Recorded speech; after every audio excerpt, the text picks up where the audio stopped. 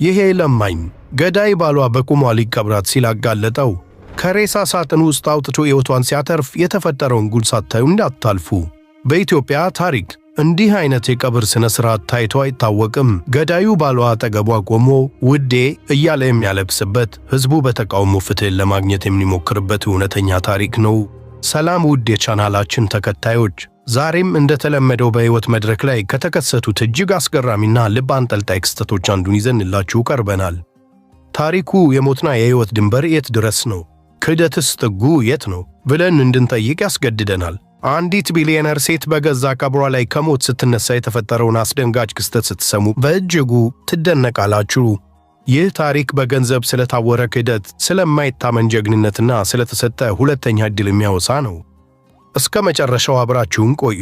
ታሪካችን የሚጀምረው አዲስ አበባ ውስጥ በሚገኘው የቅድስት ሥላሴ ካቴድራል መካነ መቃብር ነው።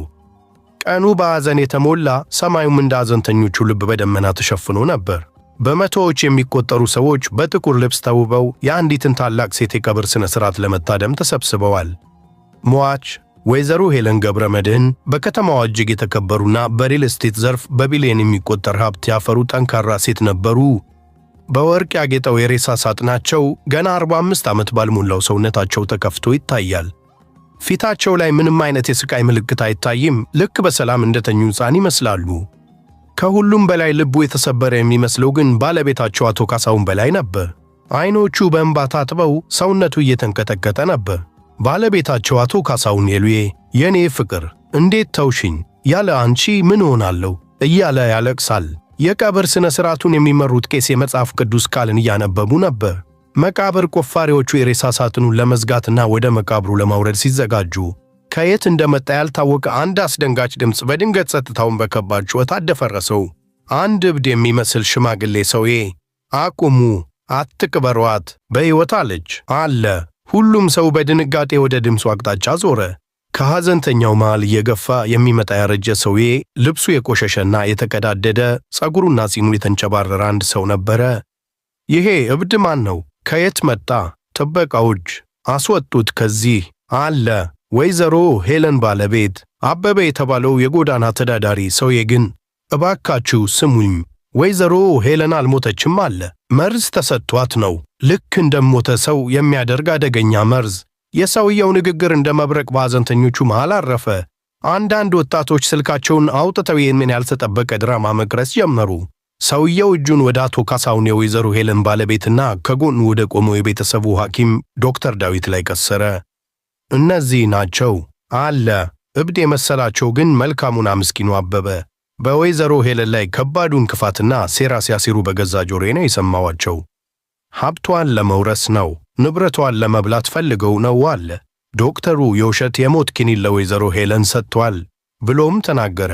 አቶ ካሳሁን ግን ውሸታም፣ በሐዘኔ እንኳን አታዝንም አለው ሰውየውን። በዚህ መሃል የሄለን እናት ወይዘሮ አስቴር በለቅሶ የደከመ ሰውነታቸውን እየገፉ ወደፊት መጡ። ምን እያልክ ነው ልጄ? ምን አይነት መርዝ? ልጄ በሕይወት አለች እያልክ ነው ብለው ጠየቁ። አዎ እናቴ፣ የሞት እንቅልፍ ከሚባል የአገር ውስጥ እጽዋት የሚሠራ መርዝ ነው። የልብ ምትንና ትንፋሽን በጣም ስለሚያዘገየው የሰለጠነ ዶክተር እንኳን በቀላሉ ሊያስተውለው አይችልም። እባካችሁ ሳትቀብሯት የልብ ምቷን በደንብ አረጋግጡ አለ ሰውየው በእርግጠኝነት ድምፅ። በዚህ ጊዜ ዶክተር ዳዊት ጣልቃ ገባ። ይሄ ከንቱ ወሬ ነው፣ እኔ ነኝ ሞቷን ያረጋገጥኩት። ልቧ ሙሉ በሙሉ ቆሟል። ይሄ ሰውዬ የሁላችንንም ስሜት እየረበሸ ነው። ነገር ግን እናት ልቧ አልቻለም። የልጇን እጅ ያዘች። እባካችሁ አንድ ጊዜ ብቻን ሞክር እባካችሁ አለች እየተማጸነች። ከጥቂት ደቂቃዎች ከፍተኛ ውጥረት በኋላ አንድ ወጣት ዶክተር ከሐዘንተኞቹ መሃል ወጥቶ ስቴቶስኮፑን አውጥቶ በሄለን ደረት ላይ ያደረገ። ለደቂቃዎች ያህል ጸጥታ ሰፈነ። ከዚያም ዶክተሩ አይኖቹን በድንጋጤ አፈጠጠ። የማይታመን ነው። በጣም ከስ ያለ የሆነ የልብ ምት አለ። በዚያ ቅጽበት የአብድ የመሰላቸው ምስኪን ሰው ወደ ሬሳ ሳጥኑ ተንበርክኮ ከቦርሳው ውስጥ አንድ ትንሽ ጠርሙስ አወጣ። ይሄ መርዙን የሚያከሽፍ መድኃኒት ነው። ሲያዘጋጁት ሰምቼ እኔም በራሴ መንገድ አዘጋጅቼዋለሁ። የሄለንን አፍ ከፍተው ጥቂት ጠብታዎችን አስገቡላት። ሁሉም ሰው ትንፋሹን ውጦ ይጠባበቃል። ከደቂቃዎች በኋላ ሄለን በኃይል ሳለች። አይኖቿን ቀስ ብላ ከፈተች። በዙሪያዋ የነበሩትን ሰዎች በግራ መጋባት ተመለከተች። በመጨረሻም ዓይኖቿ ባለቤቷ አቶ ካሳሁን ላይ ሲያርፉ በደከመ ድምፅ አንድ ቃል ብቻ ተናገረች። ለምን? ያቺ አንድ ቃል ሁሉንም ነገር ግልጽ አደረገች። በቦታው የነበረው ጩኸትና እልልታ ወደ ቁጣ ተቀየረ። ሕዝቡ በንዴት በአቶ ካሳሁንና በዶክተር ዳዊት ላይ ከባድ ጉዳት ሊያደርሱ ሲሉ ፖሊስ በቦታው ደርሶ ሁለቱንም በቁጥጥር ስር አዋለ። ከሳምንታት በኋላ የክስ ሂደቱ ተጀመረ። ፍርድ ቤቱ በጋዜጠኞችና በጉዳዩ በተደናገጡ ሰዎች ተሞልቶ ነበር። በክቡር ፍርድ ቤቱ ፊት የቀረበው ወንጀል ተራ አልነበረም። በግድያ ሙከራ፣ በሴራና በሙያ ስነ ምግባር ጉድለት የተከሰሱት አቶ ካሳሁንና ዶክተር ዳዊት ነበሩ። ዋናው ምስክር ደግሞ ያ የጎዳና ተዳዳሪ አበበ ነበር።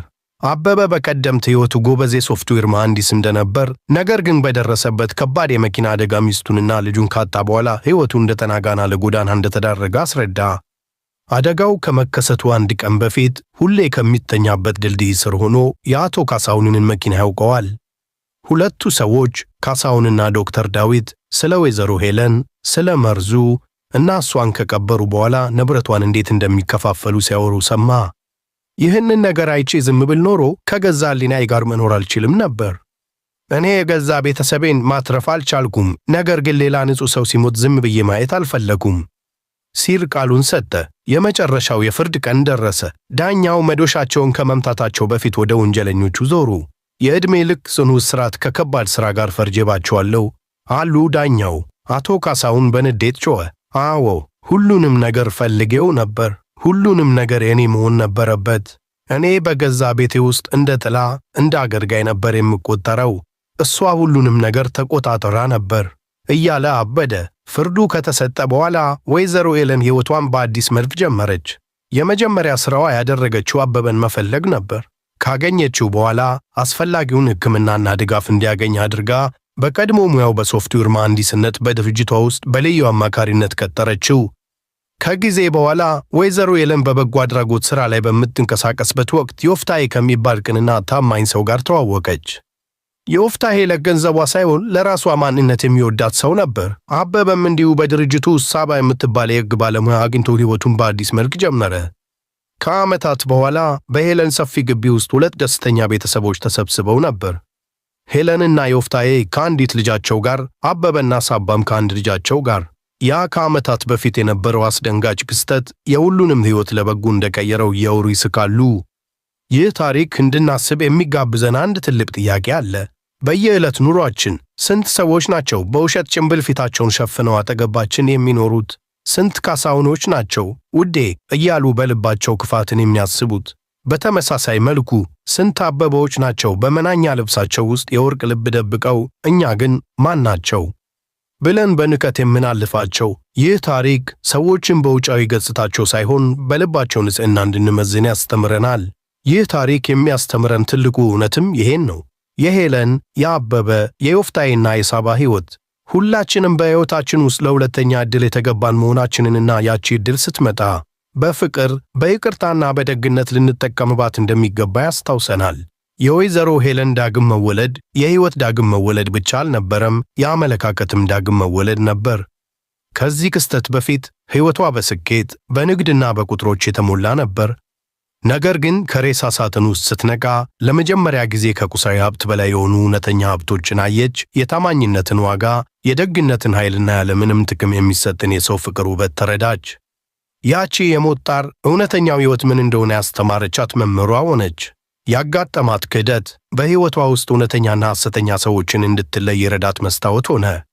በሌላ በኩል የአበበ ታሪክ የተሰበረ ልብ ሌላ የተሰበረ ልብን ሲጠግን እንዴት ራሱ እንደሚፈወስ የሚያሳይ ያው ምስክር ነው። እሱ የገዛ ቤተሰቡን በአደጋ ሲያጣ ዓለም ለእርሱ ጨልማበት ነበር። ነገር ግን የሄለንን ሕይወት በማትረፍ የራሱንም የተሰበረ ሕይወት መግጠም ጀመረ። የሌላን ሰው እንባ ሲያብስ የራሱንም ዓይኖች ማየት ቻለ። ያጣውን ቤተሰብ ምትክ ባያገኝም በመልካምነቱ የፈጠረው አዲስ ቤተሰብ ግን የነፍሱን ክፍተት መሙላት ጀመረ። ይህንን ልብ የሚነካ ታሪክ ከወደዳችሁት ላይክ፣ ሼር እና ሰብስክራይብ በማድረግ የቻናላችን ቤተሰብ ይሁኑ። በቀጣይ ቪዲዮ እስከምንገናኝ ሰላም ሁኑ።